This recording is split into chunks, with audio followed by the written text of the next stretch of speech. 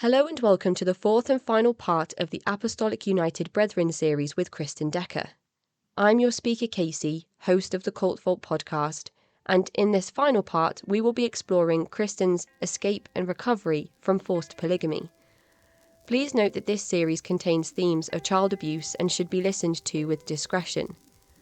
Now, on to the final part of the AUB series with Kristen Decker, one of my personal heroes.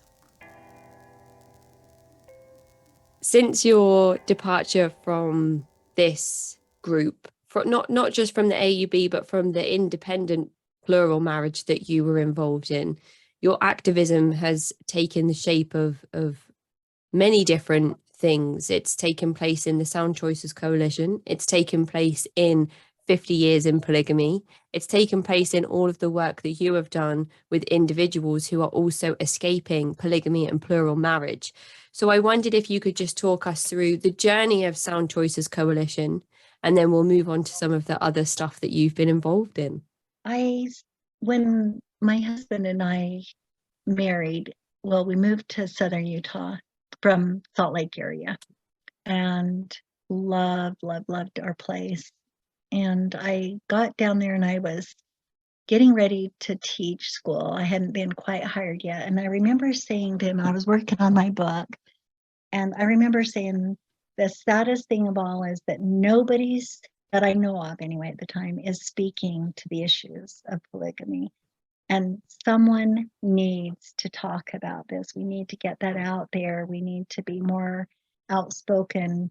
Tapestry of polygamy had come and gone in Salt Lake, and they were amazing, really an amazing group. And they lasted, I wish I could remember how many years, but not very long. And they pretty much felt like they'd been driven away, which I totally understand.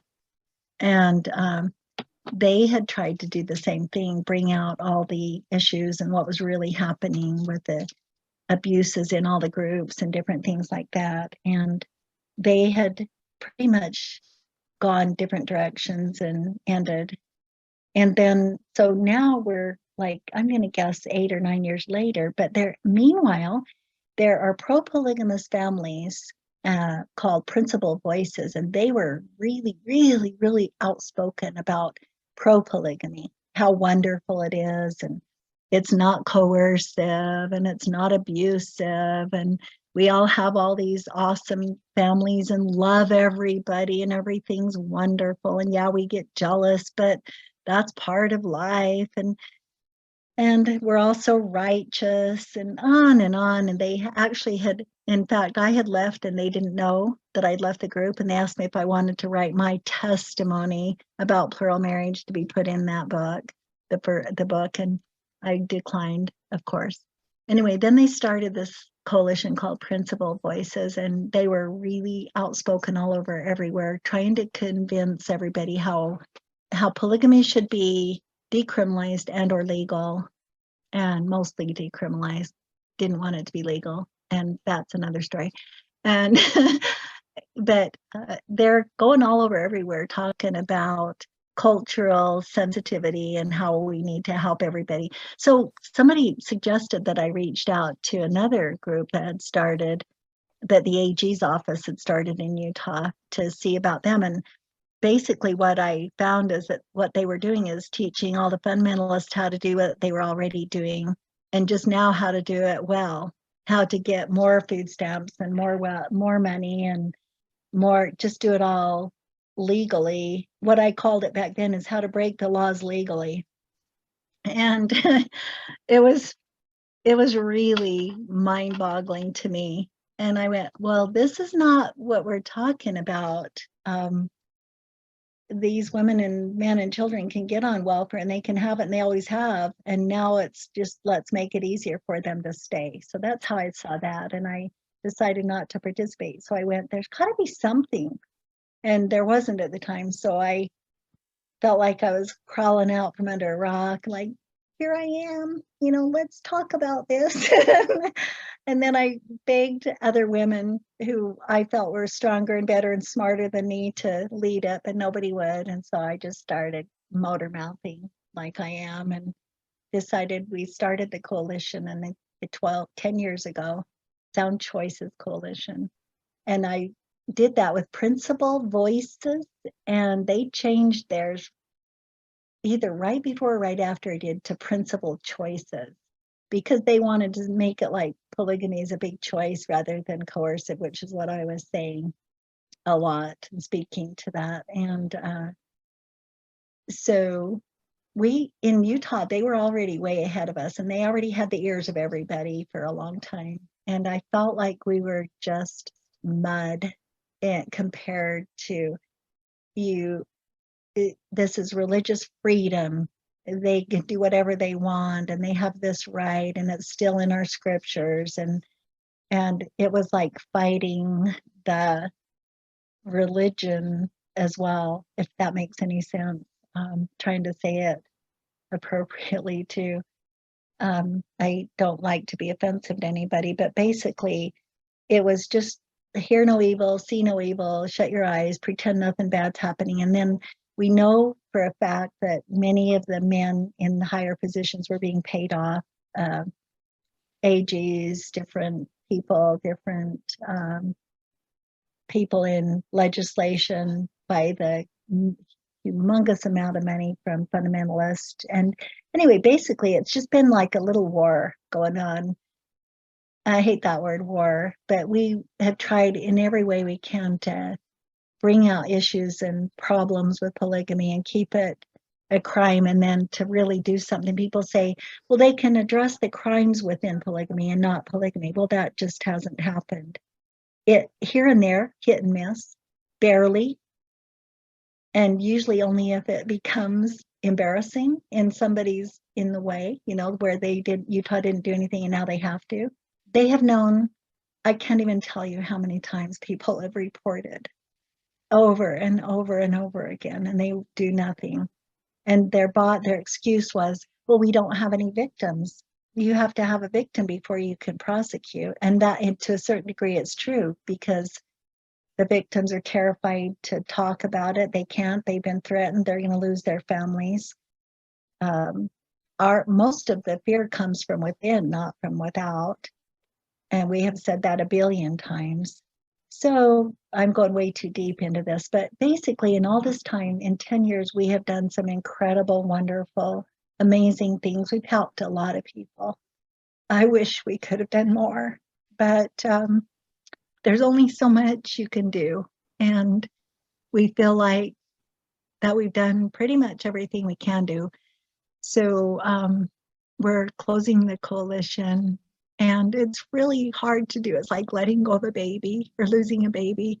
But at the same time, it's also a relief in a sense, because those of us who will continue, and me will continue to help in any way, shape, or form that we possibly can. I'm going to take some victims advocate classes and do that sort of thing. I'm still writing. We'll still post on our Facebook page. We'll keep that. We'll donate any funds we have left to other 501c3s. But it's been an amazing trip. We have met the most wonderful, incredible people on this journey, and I'm sure we'll. And some of them are my family, my kids we adopted. One of the girls we rescued, and that's her story. And you'll see her in big time media. She's got it. In fact, they have she's got, what do they call it? A documentary coming out. And I'm in it. I'm going to be embarrassed to death because I don't like to see myself in things. And I don't rewatch or listen because then I just kind of critique everything. But it's coming up pretty soon. So we'll just keep on going and plugging along and doing whatever we can to help wherever we can. The work that the Sound Choices Coalition was doing when I first came across yourself and Jane Ridley, who has also been a previous guest on our last episode, spoke to me so much that we did the 12-hour stream to raise funds for the Sound Choices Coalition. And I can see, just talking to you, how much that project means to you, how much being able to help individuals who are victims of plural marriage how much it means to you to be able to help those individuals, and just publishing your book, putting your life story into it, is something that will continue to help people for years and years to come. You know, it's in the world now, it can't be taken back. It's something that exists, and people will be able to read it for all of time now, you know. So that's an incredible thing. And 10 years is a lot of time to be in the world helping people proactively. And I tuned into your International Cultic Studies Association panel that you were titled after the Craig Elton Jones book, Craig Jones. Uh-huh. A Cruel Arithmetic Inside the Case Against Polygamy. So I watched your panel, and this was after we'd spoken, and I was absolutely blown away to even realize that polygamy is the term that we use universally, because that is a word that most people know. But actually, a man with plural wives is a polygynist. Yeah. Yeah. And a woman with many husbands is a polyandrist. So I didn't know that until I tuned into your panel. So even the Sound Choices Coalition, 50 Years in Polygamy, which is published and available for everybody to read right now, and will be the featured memoir for November's monthly memoir giveaway, and things like running panels for the International Cultic Studies Association. It's activism in its purest form, educating people, allowing them access to things on the internet that they will be able to go back on, and to educate themselves further on the topic of, as you said in our previous interview, plural marriage, because it's a lot more convoluted than just saying polygamy. And even though polygamy is a term that people understand, it's really looking at the coercive nature of these plural marriages, and understanding that a lot of the time it's not polyamory, it's not consensual, it's actually spiritual abuse, it's sexual abuse, it's grooming of children from a young age, it's sending off of lost boys to be labor trafficked into the country and the rest of the world to bring back money to leadership, because there's no need for the boys, because there's already plenty of older men who are only in need of younger girls. And all of these things that kind of become collateral damage of trying to hold the purest sense of the scripture and carry out that belief system in the way that people really truly believe they should be carrying it out, like your brother, for example. So thank you so much, Kristen, for just allowing yourself to be vulnerable, talking about really difficult personal things that have happened in your life, but using them to help others escape similar situations. Because as we spoke about before we hit record, this is very much in existence today, and there are thousands of people that are living right now in these polygamous environments that are being coerced, that are being abused, that probably do contemplate suicide, that perhaps do have eating disorders and are in need of things like Overeaters Anonymous. It's really heartbreaking to think about, but it's not something that used to happen years ago. It's happening right now. Thanks, Casey, for really elaborating on that. I so appreciate that. Everything you just said, bringing up those topics about the Cruel Arithmetic. It's awesome book. If anybody can get your, it's out of print, but if you can find one, it's way. I read it 3 times. I could read it again. It's so informative. It's beautiful. And I don't even know how to thank you enough, Casey, for what you're doing, bringing this up about all the cults that are happening everywhere. The more I learn and the more I have in all these years, it's just devastating. And there's so many victims everywhere. We are moving. I mean, the coalition was moving into opening more and more up to that as well. We just haven't had the help that we need. And I think it's where we're at. Our location makes it real difficult to have that support and that help. But it's been some absolutely wonderful years, and we have really done some amazing things and met some incredible people like you. It's just been absolutely awesome. I love listening to your things. Thank you again for bringing all this up to everyone. And I can't wait to hear them all. I love listening while I'm working. There's one last question I had before I end our conversation today, and that was just to ask you in relation to your comment earlier about the state of Utah not doing croc to help any of these situations, even if the illegalities are brought to their attention. Do you believe that Utah is a theocratic state? Oh, absolutely. Not last year, the year before, when they decided to keep polygamy or make it just a slap on the hand, a misdemeanor, we had somebody on the inside, so this isn't just hearsay, it's really true, that there were, I believe his facts were like 95%. I wish so much I was right on this, but 95% of the senators and legislators or LDS, it was very, very, very, very obvious if we had recorded everything. But if what you can see, you can go back and watch, it's obvious that all of them had predetermined they were going to vote the way they did before they listened to anybody who came in to talk about it or to testify about it, about the harms. The many of us that showed up at the session, the Senate, and to talk about that, we went up to talk to Deidre Henderson, who sponsored that bill, and it was pathetic. I wish so much I'd have recorded that, but there was no talking. It was like, this is the way it is, and this is what I've done, and I've already interviewed all these people, and I've talked to, and and this is the way it is. And it was like, okay, done deal. We have no say. It's even if we show up, which we did, we have no say. It was already decided. They had so many of them already listed as sponsors of that bill and signed into it already that it was pretty obviously a done deal. And I can't help but feel like myself, and I'm just guessing, but I could get maybe killed or thrown rocks at, I don't know, that it has to do with, once again, I said there's payoffs for doing that.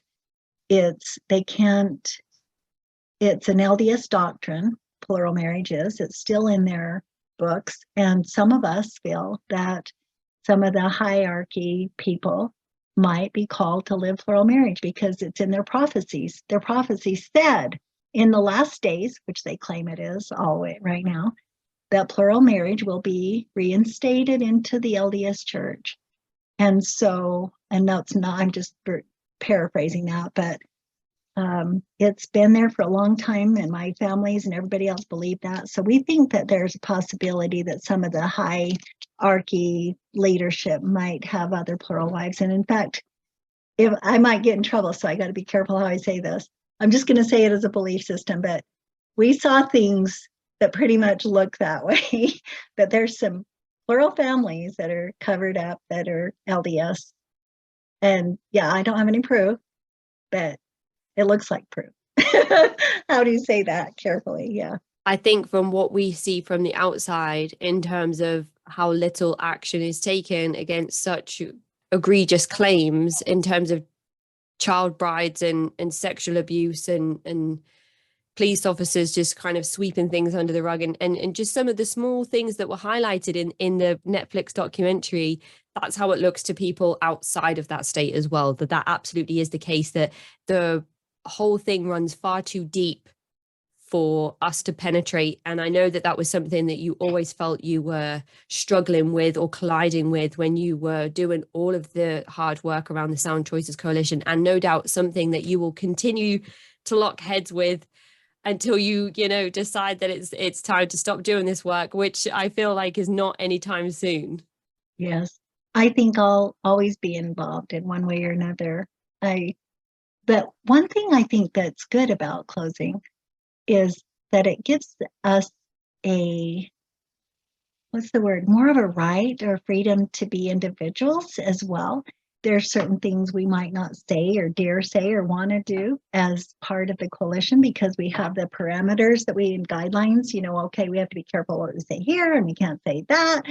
And as this grandma who feels quite rebellious in my older age, and it's like, aha, now I'll say whatever I want. And so that's really a cool feeling too. Yeah. I love it.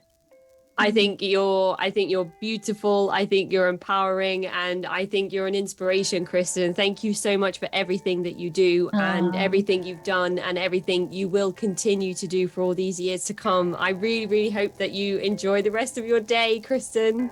Thanks, Casey. You're back at you too. Thank you so much. Take care. Bye. Bye-bye. That is the end of the Apostolic United Brethren series with Kristen Decker. To find a link to Kristen's book, 50 Years in Polygamy, please follow the links in the episode description. And to get early access to ad-free full-length episodes, please visit patreon.com/thecultvault. And you can get in touch with me personally at cultvaultpodcast@gmail.com or follow me on Twitter and Instagram at cultvaultpod. I'm your speaker, Casey, host of the Cult Vault podcast.